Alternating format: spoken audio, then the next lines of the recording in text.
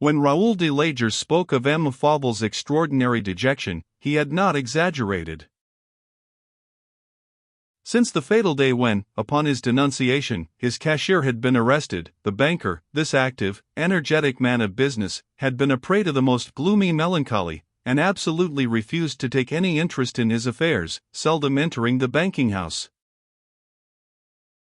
He, who had always been so domestic, never came near his family except at meals, when he would swallow a few mouthfuls, and hastily leave the room. Shut up in his study, he would deny himself to visitors.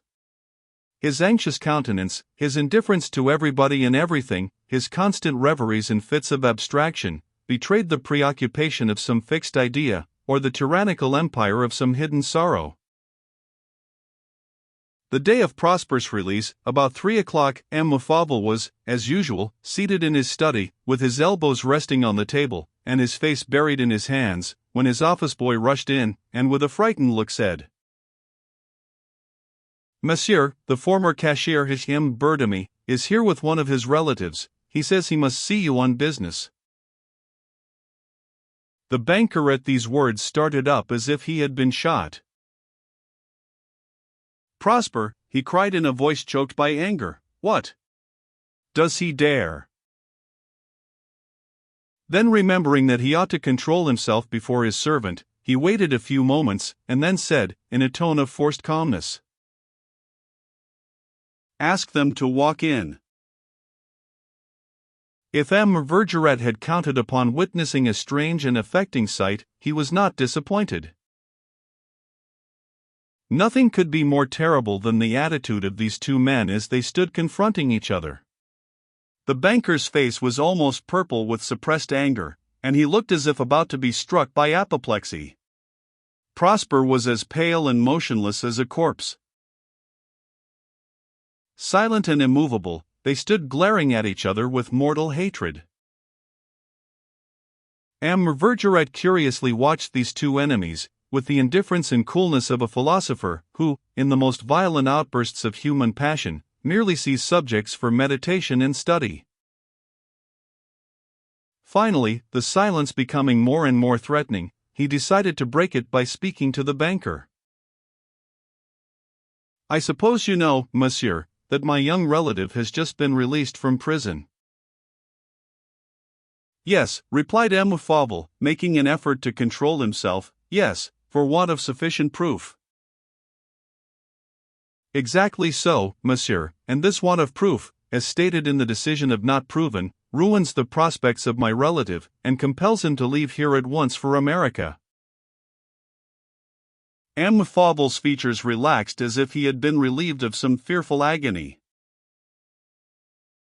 "Ah, he is going away," he said, "he is going abroad." There was no mistaking the resentful, almost insulting intonation of the words, "going away." M. Vergeret took no notice of M. Fauvel's manner. "It appears to me," he continued, in an easy tone, "that Prosper's determination is a wise one. I merely wished him, before leaving Paris, to come and pay his respects to his former chief." The banker smiled bitterly. M. Bertamy might have spared us both this painful meeting. I have nothing to say to him, and of course he can have nothing to tell me. This was a formal dismissal, and M. Vergeret, understanding it thus, bowed to M. Fauvel, and left the room, accompanied by Prosper, who had not opened his lips. They had reached the street before Prosper recovered the use of his tongue. "I hope you are satisfied, monsieur," he said, in a gloomy tone. "You exacted this painful step, and I could only acquiesce. Have I gained anything by adding this humiliation to the others which I have suffered?" "You have not, but I have," replied M. Vergeret. "I could find no way of gaining access to M. Fauvel, save through you, and now I have found out what I wanted to know. I am convinced that M. Fauvel had nothing to do with the robbery." "Oh, monsieur," objected Prosper, "innocence can be feigned." "Certainly, but not to this extent. And this is not all. I wish to find out if Emile Gaboriau would be accessible to certain suspicions. I am now confident that he is. Prosper and his companion had stopped to talk more at their ease, near the corner of the Rue Lafitte, in the middle of a large space which had lately been cleared by pulling down an old house. Emile Gaboriau seemed to be anxious, and was constantly looking around as if he expected someone. He soon uttered an exclamation of satisfaction. At the other end of the vacant space, he saw Cavallon, who was bareheaded and running. He was so excited that he did not even stop to shake hands with Prosper, but darted up to Emile Gaboriau and said, "They have gone, monsieur." "How long since?" "They went about a quarter of an hour ago." "The deuce they did. Then we have not an instant to lose." He handed Cavallon the note he had written some hours before at Prosper's house. "Here, send him this, and then return at once to your desk, you might be missed. It was very imprudent in you to come out without your hat." Cavallon ran off as quickly as he had come. Prosper was stupefied. "What?" he exclaimed. "You know Cavallon?" "So it seems," answered Emile Gaboriau with a smile, "but we have no time to talk. Come on, hurry." "Where are we going now?" "You will soon know, walk fast." And he set the example by striding rapidly toward the Rue Lafayette. As they went along, he continued talking more to himself than to Prosper. "Ah," said he, "it is not by putting both feet in one shoe that one wins a race. The track once found, we should never rest an instant. When the savage discovers the footprints of an enemy, he follows it persistently, knowing that falling rain or a gust of wind may efface the footprints at any moment. It is the same with us, the most trifling incident may destroy the traces we are following up." Emile Gaboriau suddenly stopped before a door bearing the number 81. "We are going in here," he said to Prosper. "Come." They went up the steps, and stopped on the second floor, before a door over which was a large sign, "Fashionable Dressmaker." A handsome bell rope hung on the wall, but Emile Gaboriau did not touch it. He tapped with the ends of his fingers in a peculiar way, and the door instantly opened as if someone had been watching for his signal on the other side. The door was opened by a neatly dressed woman of about 40. She quietly ushered Emile Gaboriau and Prosper into a neat dining room with several doors opening into it. This woman bowed humbly to Emile Gaboriau, as if he were some superior being. He scarcely noticed her salutation, but questioned her with a look. His look said, "Well?" She bowed affirmatively. "Yes." "In there?" asked Emile Gaboriau in a low tone, pointing to one of the doors. "No," said the woman in the same tone, "over there, in the little parlor." Emile Gaboriau opened the door pointed out, and pushed Prosper into the little parlor, whispering, as he did so, "Go in, and keep your presence of mind." But his injunction was useless. The instant he cast his eyes around the room into which he had so unceremoniously been pushed without any warning, Prosper exclaimed, in a startled voice, "Madeleine!" It was indeed Emile Gaboriau's niece, looking more beautiful than ever. Hers was that calm, dignified beauty which imposes admiration and respect. Standing in the middle of the room, near a table covered with silks and satins, she was arranging a skirt of red velvet embroidered in gold. Probably the dress she was to wear as maid of honor to Catherine de Medicis.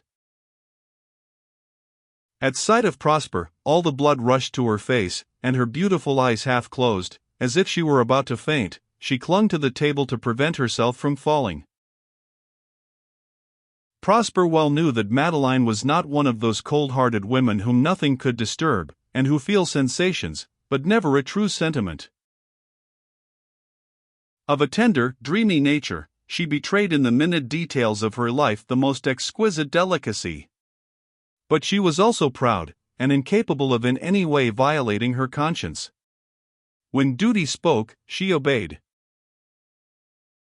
She recovered from her momentary weakness, and the soft expression of her eyes changed to one of haughty resentment. In an offended tone she said, "What has emboldened you, monsieur, to be watching my movements? Who gave you permission to follow me, to enter this house?"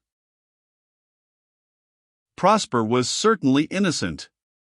He would have given worlds to explain what had just happened, but he was powerless, and could only remain silent. "You promised me upon your honor, monsieur," continued Madeline, "that you would never again seek my presence. Is this the way you keep your word?" "I did promise, mademoiselle, but—" He stopped. "Oh, speak."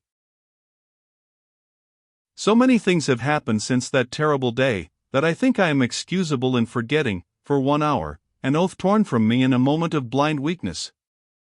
It is to chance, at least to another will than my own, that I am indebted for the happiness of once more finding myself near you. Alas! The instant I saw you my heart bounded with joy. I did not think, no I could not think, that you would prove more pitiless than strangers have been, that you would cast me off when I am so miserable and heartbroken." Had not Prosper been so agitated, he could have read in the eyes of Madeline, those beautiful eyes which had so long been the arbiters of his destiny, the signs of a great inward struggle.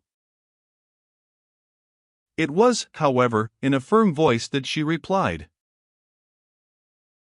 "You know me well enough, Prosper, to be sure that no blow can strike you without reaching me at the same time. You suffer, I suffer with you, I pity you as a sister would pity a beloved brother." "A sister," said Prosper, bitterly. "Yes, that was the word you used the day you banished me from your presence. A sister. Then why during 3 years did you delude me with vain hopes? Was I a brother to you the day we went to Notre Dame de Fourvières, that day when, at the foot of the altar, we swore to love each other forever and ever, and you fastened around my neck a holy relic and said, 'Wear this always for my sake, never part from it, and it will bring you good fortune'?" Madeline attempted to interrupt him by a supplicating gesture. He would not heed it, but continued with increased bitterness. "1 month after that happy day, a year ago, you gave me back my promise, told me to consider myself free from any engagement, and never to come near you again.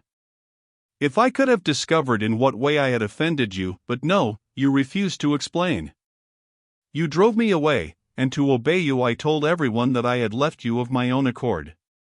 You told me that an invincible obstacle had arisen between us, and I believed you, fool that I was. The obstacle was your own heart, Madeline. I have always worn the medal, but it has not brought me happiness or good fortune." As white and motionless as a statue, Madeline stood with bowed head before this storm of passionate reproach. "I told you to forget me," she murmured. "Forget," exclaimed Prosper, excitedly, "forget. Can I forget? Is it in my power to stop, by an effort of will, the circulation of my blood? Ah, you have never loved. To forget, as to stop the beatings of the heart, there is but one means, death." This word, uttered with the fixed determination of a desperate, reckless man, caused Madeline to shudder. "Miserable man," she exclaimed. "Yes, miserable man, and 1,000 times more miserable than you can imagine. You can never understand the tortures I have suffered, when for a year I would awake every morning, and say to myself, 'It is all over, she has ceased to love me.' This great sorrow stared me in the face day and night in spite of all my efforts to dispel it. And you speak of forgetfulness. I sought it at the bottom of poison cups, but found it not. I tried to extinguish this memory of the past, that tears my heart to shreds like a devouring flame, in vain. When the body succumbed, the pitiless heart kept watch. With this corroding torture making life a burden, do you wonder that I should seek rest which can only be obtained by suicide? I forbid you to utter that word. You forget, Madeline, that you have no right to forbid me, unless you love me. Love would make you all-powerful, and me obedient. With an imperious gesture Madeline interrupted him as if she wished to speak, and perhaps to explain all, to exculpate herself. But a sudden thought stopped her. She clasped her hands despairingly, and cried, "My God! This suffering is beyond endurance." Prosper seemed to misconstrue her words. "Your pity comes too late," he said. "There is no happiness in store for one like myself, who has had a glimpse of divine felicity, had the cup of bliss held to his lips, and then dashed to the ground. There is nothing left to attach me to life. You have destroyed my holiest beliefs. I came forth from prison disgraced by my enemies. What is to become of me? Vainly do I question the future. For me there is no hope of happiness. I look around me to see nothing but abandonment, ignominy, and despair. Prosper, my brother, my friend, if you only knew. I know but one thing, Madeline, and that is, that you no longer love me, and that I love you more madly than ever. Oh, Madeline, God only knows how I love you." He was silent. He hoped for an answer. None came. But suddenly the silence was broken by a stifled sob. It was Madeline's maid, who, seated in a corner, was weeping bitterly. Madeline had forgotten her presence. Prosper had been so surprised at finding Madeline when he entered the room, that he kept his eyes fastened upon her face, and never once looked about him to see if anyone else were present. He turned in surprise and looked at the weeping woman. He was not mistaken. This neatly dressed waiting maid was Nina Gypsy. Prosper was so startled that he became perfectly dumb. He stood there with ashy lips, and a chilly sensation creeping through his veins. The horror of the situation terrified him. He was there, between the two women who had ruled his fate, between Madeline, the proud heiress who spurned his love, and Nina Gypsy, the poor girl whose devotion to himself he had so disdainfully rejected. And she had heard all. Poor Gypsy had witnessed the passionate avowal of her lover, had heard him swear that he could never love any woman but Madeline, that if his love were not reciprocated he would kill himself, as he had nothing else to live for. Prosper could judge of her sufferings by his own. For she was wounded not only in the present, but in the past. What must be her humiliation and danger on hearing the miserable part which Prosper, in his disappointed love, had imposed upon her? He was astonished that Gypsy Violence itself remained silently weeping, instead of rising and bitterly denouncing him. Meanwhile Madeline had succeeded in recovering her usual calmness. Slowly and almost unconsciously she had put on her bonnet and shawl, which were lying on the sofa. Then she approached Prosper and said, "Why did you come here? We both have need of all the courage we can command. You are unhappy, Prosper. I am more than unhappy, I am most wretched. You have a right to complain, I have not the right to shed a tear. While my heart is slowly breaking, I must wear a smiling face. You can seek consolation in the bosom of a friend, I can have no confidant but God." Prosper tried to murmur a reply, but his pale lips refused to articulate. He was stifling. I wish to tell you, continued Madeline, that I have forgotten nothing. But oh! Let not this knowledge give you any hope. The future is blank for us, but if you love me you will live. You will not, I know, add to my already heavy burden of sorrow, the agony of mourning your death. For my sake, live the life of a good man, and perhaps the day will come when I can justify myself in your eyes. And now, oh, my brother, oh, my only friend, adieu. Adieu. She pressed a kiss upon his brow, and rushed from the room, followed by Nina Gypsy. Prosper was alone. He seemed to be awaking from a troubled dream. He tried to think over what had just happened, and asked himself if he were losing his mind, or whether he had really spoken to Madeline and seen Gypsy. He was obliged to attribute all this to the mysterious power of the strange man whom he had seen for the first time that very morning. How did he gain this wonderful power of controlling events to suit his own purposes? He seemed to have anticipated everything, to know everything. He was acquainted with Cavallon, he knew all Madeline's movements, he had made even Gypsy become humble and submissive. Thinking all this, Prosper had reached such a degree of exasperation that when M. Vergeret entered the little parlor, he strode toward him white with rage, and in a harsh, threatening voice, said to him, "Who are you?" The stout man did not show any surprise at this burst of anger, but quietly answered, "A friend of your father's, did you not know it?" "That is no answer, monsieur. I have been surprised into being influenced by a stranger, and now." "Do you want my biography, what I have been, what I am, and what I may be? What difference does it make to you? I told you that I would save you, the main point is that I am saving you. Still I have the right to ask by what means you are saving me.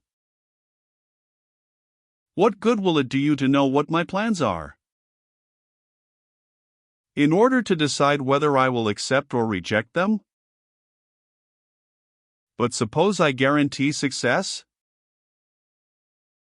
That is not sufficient, monsieur.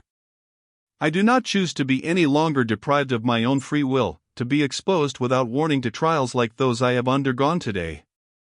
A man of my age must know what he is doing.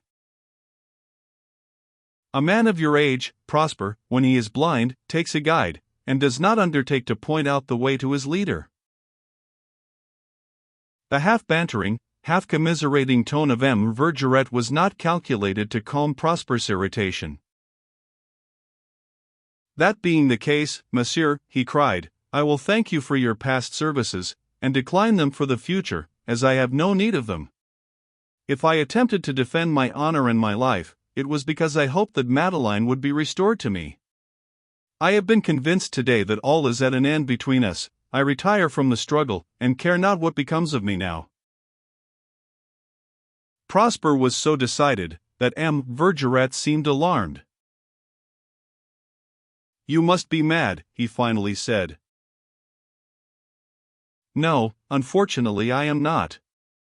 Madeline has ceased to love me, and of what importance is anything else?"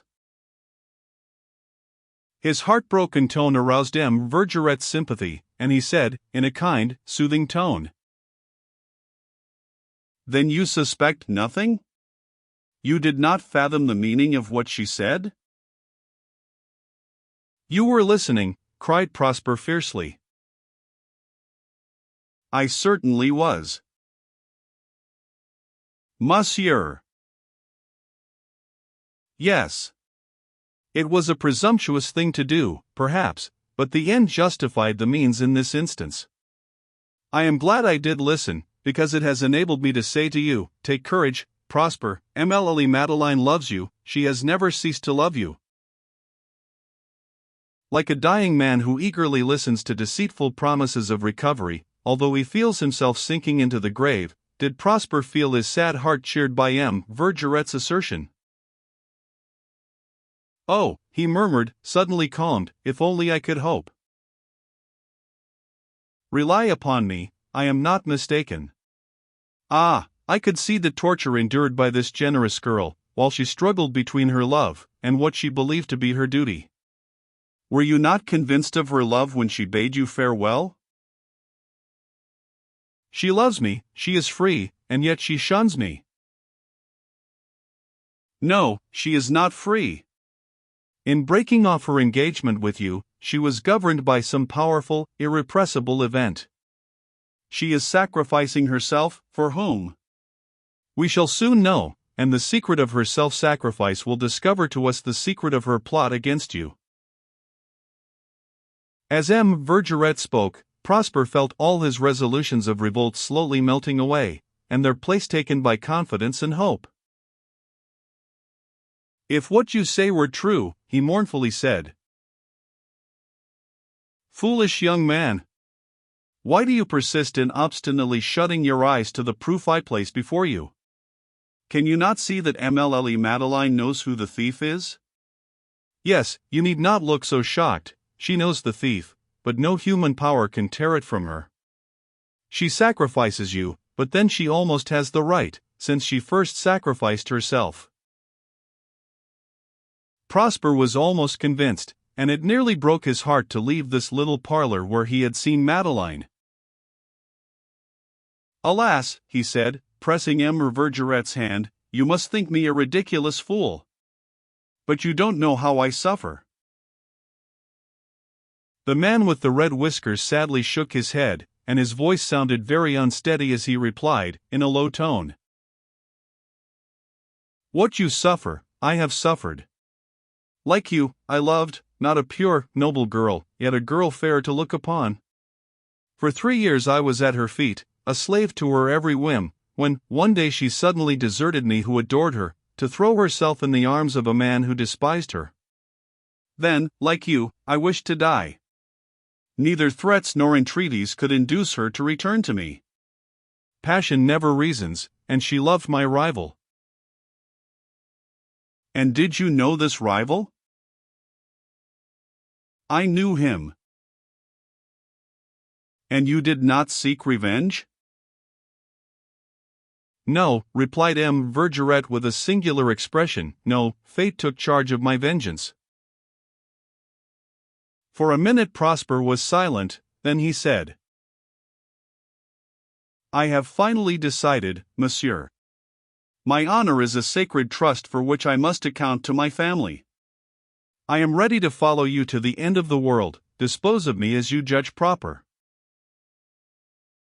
That same day Prosper, faithful to his promise, sold his furniture, and wrote a letter to his friends announcing his intended departure to San Francisco. In the evening he and M. Vergeret installed themselves in the Archangel. Madame Alexander gave Prosper her prettiest room, but it was very ugly compared with the coquettish little parlor on the Rue Chaptal. His state of mind did not permit him, however, to notice the difference between his former and present quarters. He lay on an old sofa, meditating upon the events of the day, and feeling a bitter satisfaction in his isolated condition. About 11 o'clock he thought he would raise the window, and let the cool air fan his burning brow. As he did so a piece of paper was blown from among the folds of the window curtain, and lay at his feet on the floor. Prosper mechanically picked it up, and looked at it. It was covered with writing, the handwriting of Nina Gypsy, he could not be mistaken about that. It was the fragment of a torn letter, and, if the half-sentences did not convey any clear meaning, they were sufficient to lead the mind into all sorts of conjectures. The fragment read as follows. Of M. Raoul, I have been very plotted against him, of whom never warn Prosper, and then, best friend. He at hand of Emile. Prosper never closed his eyes during that night.